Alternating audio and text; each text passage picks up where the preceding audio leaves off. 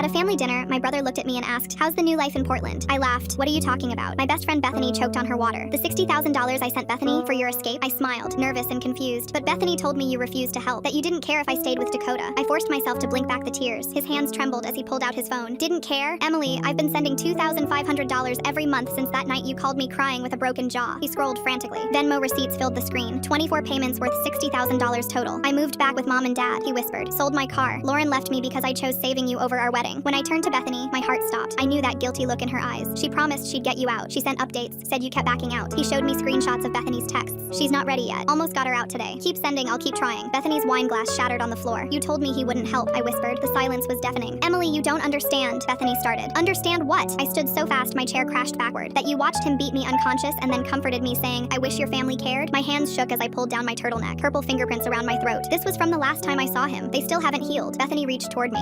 I don't." I jerked back. "You don't get to comfort me anymore." The words caught in my throat. "I tried to leave," I said, voice cracking. "Remember? You drove me to that apartment viewing. Said it fell through, then another, then another." Bethany stumbled backwards, searching for words that wouldn't come. "But you'd just panic. You'd change your mind anyway." "Because I had no money." The scream ripped from my chest. "I maxed 7 credit cards trying to escape." I yanked up my sleeve. Our matching Sisters by Choice tattoo mocked me in faded ink. My brother's voice was deadly quiet. "I created you a GoFundMe. It raised $4,000, and I sent that too." The room spun. "I lost my job because he found out about the remote work. You said no one would hire me anyway." "Your graduation," my brother choked out, angling himself towards my best friend. "You told me she didn't want me there." "I waited for you," I whispered. "Saved you a seat." The math hit me like a train. 2 years, 730 days. "Do you know what happened in those extra 730 days, Bethany?" She didn't answer. "I lost hearing in my left ear. See this?" I turned my head. He ruptured my eardrum because dinner was cold. My brother made a sound like a wounded animal. "I signed over Grandma's house to him, the inheritance, because we needed groceries, while you had $60,000 just sitting there.